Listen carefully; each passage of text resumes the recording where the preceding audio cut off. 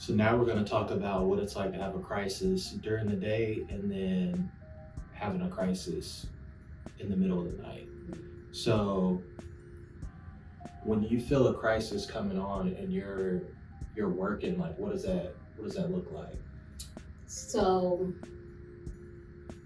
first, I'm paying attention to my body. So I'm like, okay, I'm starting to get those little signals, in terms of either most of my pain happens in my back, in my lower back, and it is a pain, and we will get into more detail as the videos go on, but it is a pain that is undescribable, but I will try to describe it the best way I can in the future videos. But back on topic, I could feel the little like cramping and things like that in my back, my arms, sometimes my legs. And so I'm like, okay, I need to drink some water. I need to hydrate myself because clearly I'm dehydrated. That's one. So drinking a whole lot of water, like as much as I can get in me at the time. Mind you, I'm working. I work 40 hours a week, and I do work remote. So I work full time and I work remote. So for me personally, it's trying to get my crisis to a control point, while I'm, of course, texting my fiance and letting him know what's going on. And so I'm drinking a lot of water. Depending on how the severity of where I'm at, either I will start off with a Tylenol or I will go straight to the strong stuff and take an oxycodone. And like I said, that's just depending on the level of pain. And so I take that and I go ahead and get my heating pad because heat helps. So I'm putting my heating pad on my back. Of course, I'm sitting at work, so I'm like, I got pillows and, propped up in my chair, and trying to focus on work while all this is taking place. And then I'm also texting my fiance to let him know, like, okay, this is what's going on. Like, giving him the rundown, like, okay, I took a Tylenol at this time. I've been drinking my water. I took an oxycodone at this time. If it doesn't kick in by this time, then you need to go ahead and come on home. So yeah, that's what it looks like when I'm working. And then from my point of view, when she sends those texts, if I have, like a split second where I can step out and have a conversation, I'll, call her and get more of a idea of where she thinks her pain is. So if it's like above, I would say a 5 or a 6, more like a 6, that's when I know that odds are if her medicine, the oxycodone, if it doesn't kick in within 30 minutes, maybe 45 minutes, then we know that it's going to continue to progress, and that means that we'll more than likely end up going to the hospital. And so from a work standpoint, I look at what I'm currently working on. Like, is this something that, do I have a deadline coming up? Is there something that I have to do today? How long is that going to take? And if it's something that's going to take, maybe 15 or 30 minutes, then I'll go ahead and try to knock that out. But if it's something that's going to take a while and the deadline isn't until, I don't know, tomorrow or the following day, then, I'll let my boss know up front that regardless of what's going on, I gotta go. But I'm gonna go ahead and knock that whatever task out that takes 15 to 30 minutes. And then as for the other work, I'll, pack my laptop up and let them know, like, hey, I gotta go, but I got my laptop. So, after we get settled, once we get to the hospital, I'll start, back working on my stuff. So, and that's the good thing about working in our field is like Flexibility. Yeah, there's flexibility. So I can really work at any time of the day. The only time that I really need to be available is when we're having a meeting or something like that. And there's been times where I've had to leave and, I get on Zoom or Microsoft Teams virtually through my phone. So I'll have it playing, and typically, like, my boss does all the talking. I might chime in every so often, but I don't really need to talk. And if my boss is aware of what's going on, like, he's not going to pass me, you know, a question to answer if he knows that I'm, you know, what I've got going on. So definitely appreciate that. And so, and really, as I'm leaving work and getting to the house, I'm starting to think about, you know, what day of the week is it? Is it Friday? Is it Thursday? That might mean that I pack enough clothes for the whole weekend and just let my boss know that I'm staying um, back home, because we live like an hour and a half away from home. So, and that's where the hospital is, the one of the leading hospitals in the Southeast. So they have all the resources, you know, that we need. There's been hospitals that we've gone to where, you know, they don't really have the resources, or don't even know like much about, like they have like an overall scope, but they don't understand the severity of the level of pain that I'm in. And so it's like, oh, we'll get to it. And it's just like, no, you don't understand. Like literally I'm in so much pain, like I could scream right now. Like, so yeah, it's very important to us that when we go to the hospital that we're going to, like he said, the ones with the resources, because that's what's needed at that time. And so, yeah, so just depending on what day of the week will determine if I need to pack a pair, you know, some clothes or multiple outfits. Same for her. I have a hospital bag. I have a like packed hospital bag, but like depending on, like he said, the days, he may have to add to my hospital bag. And so yeah, so he has to like think about what he's gonna pack, then he has to go and make sure that I have enough in my hospital bag. So it's just like it's a whole and I'm trying like I'm at work, so I'm like trying to think like, okay, do I need more stuff in my hospital bag? So when he gets home, I can tell him like I need this in my hospital bag or that, and he can like, you know, kind of maneuver around. And I'm of course, you know, trying to, if I can, email my manager or let my lead know or whoever's on duty, let them know like what's going on, because I'm not going to be available. And kind of getting into what it's like for her to have a crisis at night.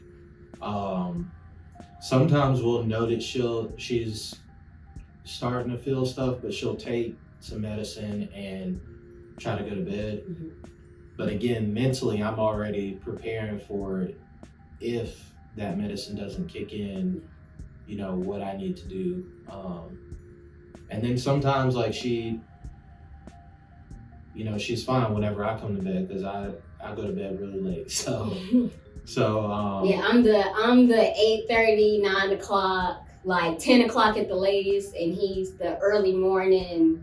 Yeah, come to bed at like 2. 1 or 2. Yeah, you know, and I'm just like, But there's been times where like I'll come to bed and she seems to be, there's like certain cues, at least specifically to her. There might be like a certain like kind of grunt noise, as if like, I don't even know how to describe it, but like there's a certain noise that she'll make, and it's real subtle, that I'll pick up on, that'll let me know that she's in pain while she's sleeping.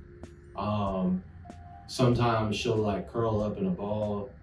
That'll also tell me that she's in pain. So when I see that, like I'll still like kind of go to sleep, but I think mentally I'm also again preparing myself,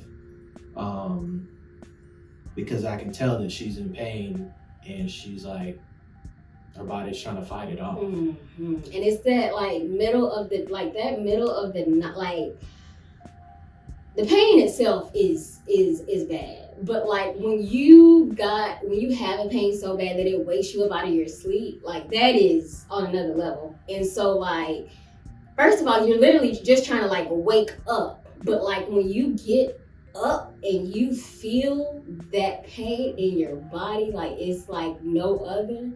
Like I don't even, it's hard. Like it is one of the hardest things that I think I've ever experienced. And the fact that it's so unpredictable is also something that I think that I would like to bring up because, you know, like I said, I've had it all my life, so I kind of know what to look for. But there have been times where I go to bed fine, and all of a sudden, like in the middle of the night, like I'm like, babe, like I'm in pain. You know what I mean? So it's like one of those things where you will think that you're fine, but you're not actually okay. You know? Yeah. And it can be rough sometimes because like she said, like some nights she'll go to bed and she's perfectly fine. So I'm not thinking nothing of it, you know. And then I'll, go to sleep around 1 or 2, and then I'm waking up at 3 because she's in pain. And it's gotten to the point where like she's like too nice, so she'll be like, I didn't want to wake you up, so like, but I'm like, there was one time I woke up and she's like laying on the floor. I'm like, yo, what are you doing? She's like, I'm in pain. I'm like, tell somebody. I'm trying to like creep around the bedroom, like trying not to make noise and stuff like this, because I'm trying to get to my medicine, and I'm moving around in the dark because I don't want to wake him up. I don't want to cause too much attention because I got a hardworking man, so I'm not trying to do too much. And so like he's a light sleep, so like he's a hard sleeper, but like he'll feel me, like he'll like feel like that I'm not there, and he'll instantly wake up. And so like that night I was like I was like literally on the floor, like couldn't move, and he's like, what are you doing? Like, dude, you gotta tell me. Yeah. And so I'm just like, yo, chill, like let me go ahead and get our stuff together so we can hit the road. And going back into that mindset of, all right, what do I need? And I have like a mental checklist, like, you know what I mean? I need to do this, this, this, and this. If it's a Thursday or Friday, hopefully her pain isn't too bad to where I can go by the office really quick, and because we're in like an office building, so you just need a code to get in. I'm able to grab my laptop really quick, and then I can just stay at home for that Thursday and Friday and just work from home. And then whenever I finish work at 5, go straight to the hospital to see her. But yeah, it's a lot. And let me go, like when I have those, well, whether it be a crisis during the day or at night, like once I let him know, like I feel like Devin is like literally an autopilot. Like from the time that I let him know to the time we actually like get to the hospital, like he's in such a mode that he's like so focused, like he's just trying to get there, and so like one of the sweetest things that he does that I just always appreciate is that like my favorite artist is Maxwell, and so if we're on our way to the hospital, like he will literally play the Maxwell playlist like while we're on the road, like, and that like calms me just a little bit because that's my favorite artist, so that's what I listen to calm down. But like just simple like small stuff like that, but like he is literally like one track mind. Right. And I'm real big on like not getting too emotional about really any situation, because I'm more of a I need a solution. I need to fix the problem. And if this don't work, then I know I got 4 or 5 other things to try to fix the problem. And so like, dang, I forgot where I was going with that. But like, I'm just trying to, and that kind of goes into what she was talking about as far as like being like focused. Like, I know I need to do this. All right, put the stuff in the car. All right, cool. Let me go upstairs, help her down the steps. Sometimes carry her down the steps, depending on where she's at. And then now we're, hitting the road. And one thing that I would like for y'all to keep in mind is like, if you see somebody on the highway, I will say, Allegedly, I speed a little bit because we're trying to get to the hospital, and because ambulance fees are not. They're like if we not had to it. take an ambulance every single time, Not like it. there's no Negative. way. Yeah. Negative. So like I'll be on the highway and I'm zooming Yeah. and I'm trying not to like, you know, swerve in and out of people. So if I see that there's like say there's a car in front of me that we're approaching and they have room to get over because where we're at, there's only 2 lanes on the highway, which is terrible. Yeah. But if I see that they have space to get over, I'll hit my hazard lights hoping that they'll put 2 and 2 together that this person is clearly speeding down the highway and their hazard lights are on. That should tell me something is wrong. Something's going on. Yeah. And so like, because me personally, even before we even started talking, I've seen stuff like that before and just assume like it could be somebody, I don't know, something crazy happened to somebody and they're trying to transport them to the hospital. Yeah. Like it could be a pregnant woman, you know what I mean? Yeah. It could be a lot of different things. So like, if y'all see somebody zooming down the highway with their hazard lights on, please get out the way. Pretty much, like, because we're trying to get there, you know what I mean? And we don't want to cut in and out of everybody, making people slam on brakes. And it would just be a lot smoother if people would see and pay attention to hazard lights approaching you, and then you just get over, and then you know what I mean. And it's crazy that you mentioned, because we've had to like literally like if I'm in a crisis, depending on the severity, like if we can hold out a little bit, like if we got like 5 o'clock traffic that we worried about, you know, because we know we're gonna sit in traffic for a long period of time. So I'm like, babe, like I feel like I can hold out another hour. I feel like I can hold out another 2 hours, so we don't have to worry about like we think about things like that. Like it's so crazy, but we do. And so, well, mainly me, because he's like, if you need to go, we go. It don't matter if it's 5 o'clock traffic. It doesn't matter what time of the day it is. We gotta go. But I'm just like, no, like I can wait it out. Like over here in pain, like can't move, can't breathe. But like I can wait it out. So yeah, he gets a little like, come on, girl, let's get it together. Right. Because there's times where like she'll have pain at night, and I'm like, nah, let's go ahead and go. She's like, nah, I think I'm gonna wait till the morning. I'm like, nope. Mm-mm. From a traffic standpoint, we're I not would doing much that. rather drive when there's little to no cars, because again, we've got only 2 lanes on the highway, so you know what I mean, the less congested the better. Yeah.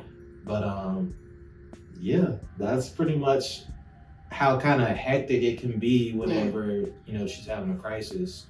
But to people that are the caregiver, like you can't sit there and be like, oh no, I don't know what, like you gotta, even like if she's not in a crisis, like I'll be at work and be like, like I should try to do things in this order to speed up that whole process at home to get us on the road a little quicker.